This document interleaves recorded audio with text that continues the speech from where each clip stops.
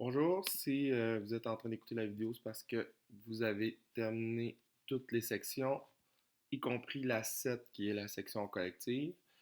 Normalement, vous devriez être déjà inscrit sur StoryMap. Vous devriez avoir fait ça avec votre enseignant ou votre enseignante au début de la période.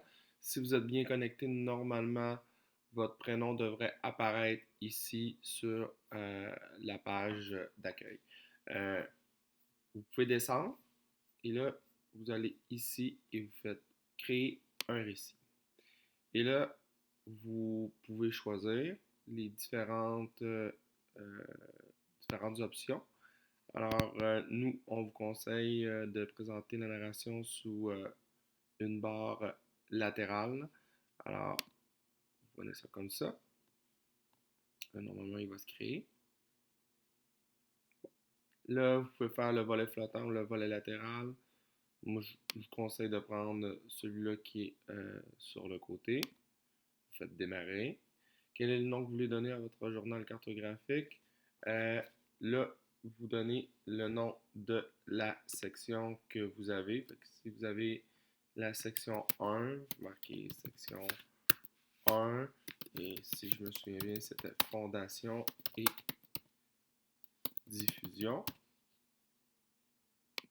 On continue. Euh, Là, vous devez choisir l'image qui va être en arrière-plan. Comme c'était inscrit sur Didacti, choisissez l'image qui est la plus représentative de la section, qui est la meilleure. Alors, vous cliquez ici sur Image et vous faites Charger. En faisant chercher, vous allez faire une recherche d'image sur votre ordinateur. Normalement, vous êtes supposé avoir déjà enregistré les différentes images qu'on vous avait demandées dans un dossier. Alors, vous allez aller le rechercher. Si je ne me trompe pas, c'est celle-là. Alors, je la sélectionne. Vous n'êtes pas obligé d'écrire quelque chose dans le texte de remplacement. Vous faites suivant.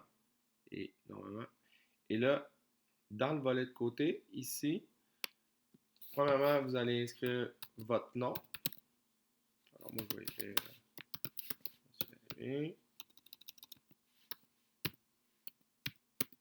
et suite à ça, là, vous pouvez aller sélectionner les questions-réponses que vous avez, dans le fond, complétées pour votre section. Pas besoin de prendre la première partie là, où on vous demandait de télécharger les images, de trouver des images, de créer une ligne du temps. Vous prenez seulement la partie avec les questions. Alors, moi, mettons, là, j'avais tout ça ici.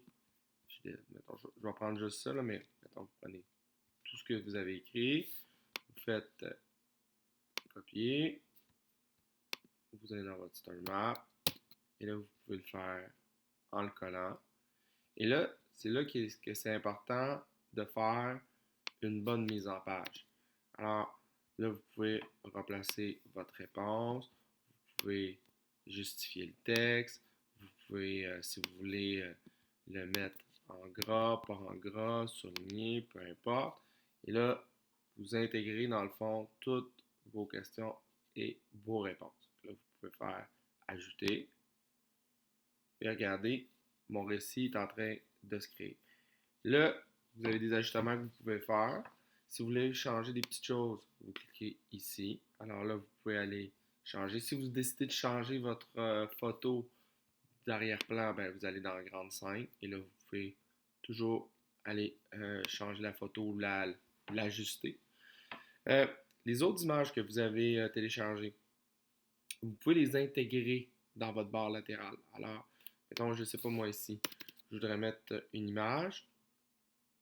Je peux recliquer ici, je peux charger, et là, je pourrais aller chercher une autre image sur mon ordinateur. Mettons les apôtres. Mettons ma question-réponse. Ma question plutôt parle des apôtres. Ma réponse. Ben, je vais sélectionner ça. Je l'applique. Je fais enregistrer. Puis regardez ici. Alors là, on vous demande d'intégrer les images. Si vous voulez intégrer d'autres choses comme des vidéos, vous pouvez le faire aussi. C'est important quand vous travaillez sur votre story map de toujours enregistrer et le faire souvent. Parce que si vous enregistrez pas puis vous fermez, vous allez tout perdre. Car un story map n'est pas un document info nuagique comme un Google Doc, excusez-moi. Euh, Quand vous avez terminé, ce que vous pouvez faire afficher le récit, ça va vous donner vraiment à quoi votre récit peut ressembler. Vous pouvez faire aussi paramètres, si vous voulez, les options de mise en page, diminuer le volet latéral, le grossir. Il y a des thèmes différents aussi, si vous voulez qu'ils soient de cette couleur-là. Les polices aussi, on peut le changer si vous n'aimez pas la calligraphie qui est utilisée, mais on changerait. On n'a pas fait un gros changement, mais on peut le faire comme ça. Et quand votre story map va être complété, que vous l'avez vérifié, là, c'est là que c'est important d'aller le mettre public ici. Et là, en le mettant public, regardez, vous avez une adresse courriel qui se crée. Et c'est cette adresse courriel-là que vous allez nous partager par Classroom. On va faire une boîte de dépôt, puis vous allez les déposer quand votre story map. Et on va faire fermer le récit public. On enregistre une dernière fois pour être sûr. Et c'est pas plus compliqué que ça. Alors, bonne chance.